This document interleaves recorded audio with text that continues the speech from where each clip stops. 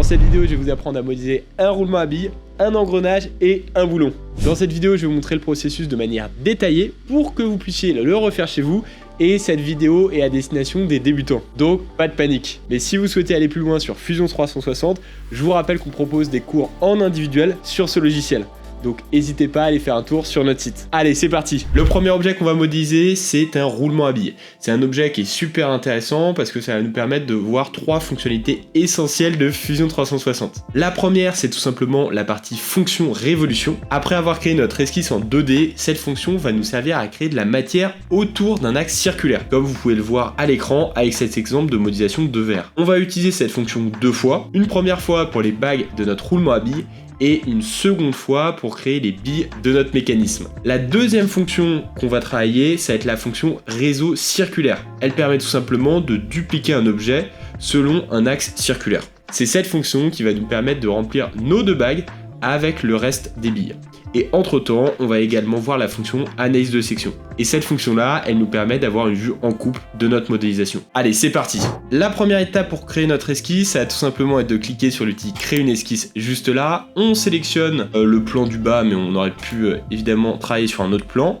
On va cliquer ensuite sur l'outil créer, et juste ici, l'outil rectangle par le centre. Et là, ensuite, on va créer un rectangle de 20 mm de côté, donc en réalité un carré, donc on fait 20. Pour passer à la deuxième côte, on fait aussi 20 mm en cliquant directement sur la touche Tab. Je vais zoomer avec ma petite molette, et ensuite, je vais créer un cercle à l'intérieur de mon carré. Donc pour ça, je clique sur centre et diamètre, voilà. Je centre mon cercle au milieu de mon plan. Et là, au niveau de la distance, je vais mettre 15 mm. Je vais ensuite créer 2 lignes parallèles à 5 mm de distance du centre de mon cercle. Donc pour ça, je clique sur l'outil ligne. Hop, j'en crée une deuxième, comme ceci. Et pour m'assurer que ces 2 lignes-là soient bien à 5 mm du centre de mon cercle, j'utilise l'outil code d'esquisse. Je sélectionne comme ceci une première ligne. Je sélectionne ensuite le centre de mon cercle. Là, vous voyez, on est à 3,92 mm. Je fais 5 mm. Je vais faire la deuxième. Hop, même chose. Là, on est à un peu plus de 5. Là, je fais 5. Voilà, comme ceci. Ensuite, on va supprimer certaines lignes.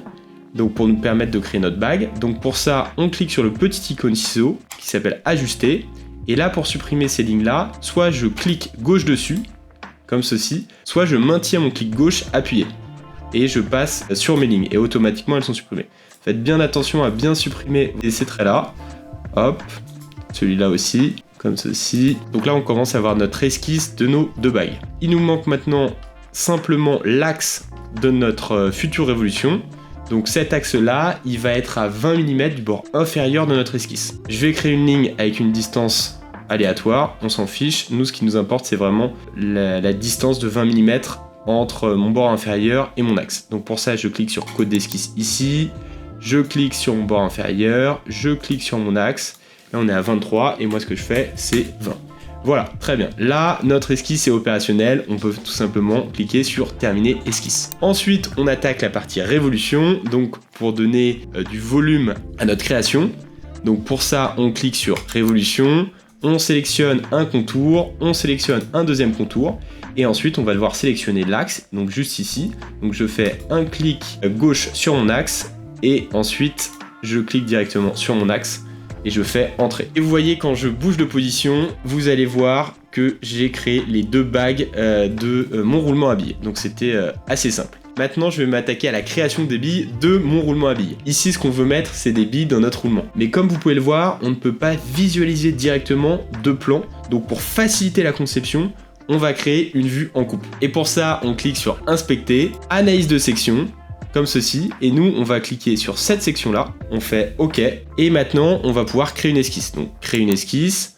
On sélectionne cette esquisse-là, voilà. Donc là, maintenant, on a une vue en coupe de nos anneaux de notre roulement à billes. Je vais créer un cercle qui sera légèrement plus petit que le cercle qu'on a créé précédemment. Je veux que ce cercle-là, il soit de 14,5 mm. Donc là, vous voyez mon cercle, je l'ai pas correctement centré, donc pas de panique. Pour ça, je clique sur coïncidence.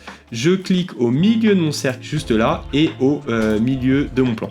Donc automatiquement, mon cercle se positionne correctement.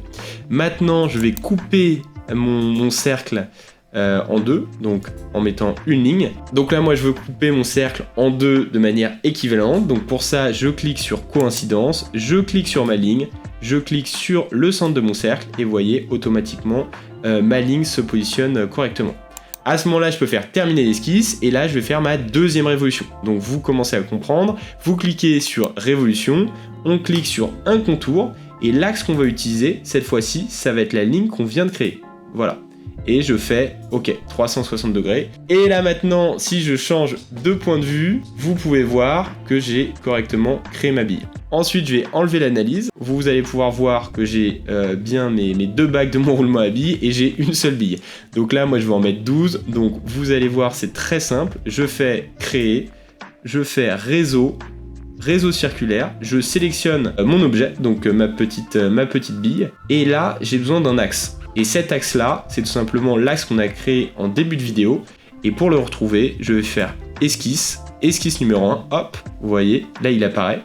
Sélectionner l'axe, je clique sur cet axe, et la quantité, moi je voulais en mettre 12, donc hop, je remets 12, et je fais OK. Et là, désormais, j'ai mon roulement à billes. Si vous aimez cette vidéo et qu'elle vous aide, n'hésitez pas à vous abonner, commenter et liker, ça nous aide énormément et surtout ça nous encourage à continuer. Pour notre deuxième objet, on va modéliser un engrenage et pour ça, on va utiliser deux fonctions. La première, c'est la fonction réseau circulaire. Donc rien de nouveau, c'est la même fonction qu'on a utilisée pour modéliser notre premier objet. Ici, on va l'utiliser pour dupliquer les dents de notre engrenage. Et la deuxième fonctionnalité, c'est la fonction extrusion qui sert à donner de l'épaisseur à notre esquisse. Allez, let's go. Donc, comme à chaque fois pour commencer, je clique ici sur créer une esquisse, je sélectionne le plan du bas juste là.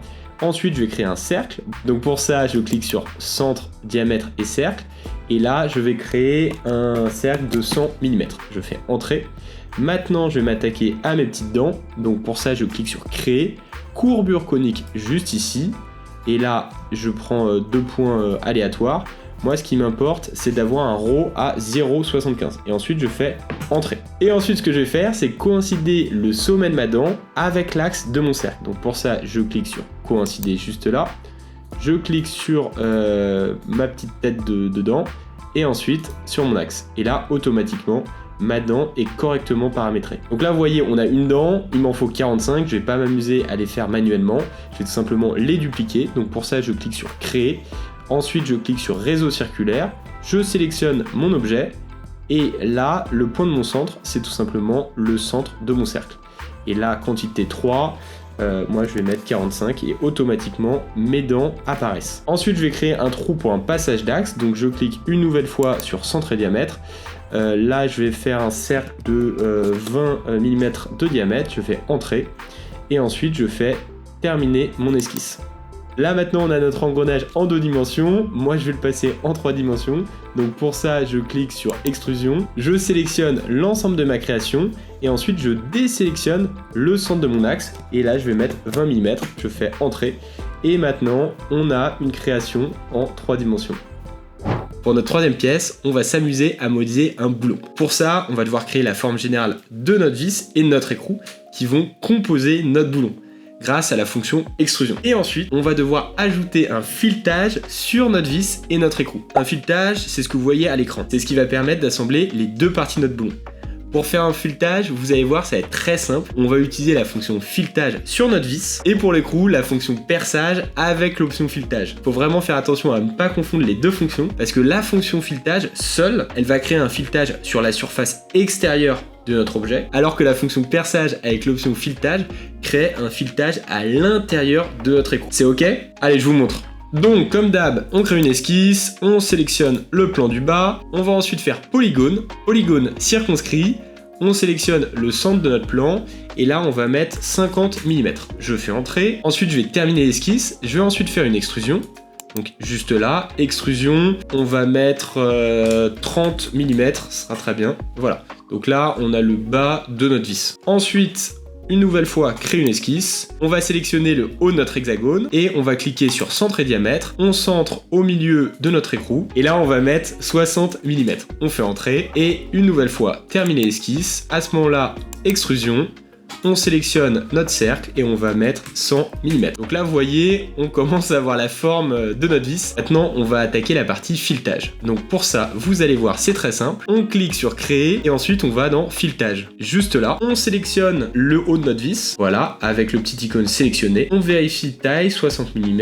Là, vous voyez, c'est les normes ISO. Et il faut faire bien attention à cocher modéliser. Parce que si on coche pas modéliser, en réalité, on aura simplement une image de notre filetage. Ça, on va le décocher généralement quand on travaille sur des très gros projets pour éviter de faire laguer notre ordinateur. Là, c'est pas notre cas étant donné qu'on fait simplement une vis. Donc, on clique sur modéliser. Et ensuite, on fait OK. Donc, vous l'avez vu, on a réussi à faire notre vis. C'est quand même vachement simple. Là, maintenant, on va s'attaquer à l'écrou. C'est légèrement plus difficile, mais je pense que ça devrait aller. On clique une nouvelle fois sur créer une esquisse. Donc, on sélectionne notre plan bas. Et ensuite, une nouvelle fois créer, polygone circonscrit. Là, le polygone, on va mettre, comme tout à l'heure, on avait dit 50. Hop, voilà. Terminer l'esquisse. Extrusion. Je vais l'extruder lui aussi de 30 mm. Et ensuite, je vais percer ma pièce pour pouvoir tout simplement faire un écrou. Donc, je clique sur créer. Je vais cliquer sur perçage juste là. Je clique sur le haut de ma pièce, comme ceci. Et là, maintenant, je vais centrer le trou de mon perçage au milieu de mon écrou, comme cela. Voilà. Je vais sélectionner dans type de taraudage l'option tarauder juste là. Et ensuite, je vais lui donner une taille. Et cette taille-là, ça va être 60 mm. C'est ici dans taille. Donc 60 mm. Hop, juste là. Voilà. Et ensuite, on n'oublie pas de cocher la case modéliser pour avoir un vrai filetage et non pas simplement un dessin. Et on fait OK. Et bravo, vous avez réussi à faire un écrou. Vous avez vu, c'était pas très compliqué. Je tiens à préciser qu'on n'a pas pris en compte les normes ISO sur les différentes créations qu'on a produites. Donc si vous souhaitez aller plus loin et faire de la modélisation dans un but professionnel, il faudra évidemment les prendre en compte. Et si vous avez des questions ou si vous souhaitez d'autres tutos sur Fusion 360 ou un autre logiciel, surtout dites-le nous en commentaire, on essaiera de vous répondre ou d'en faire des vidéos.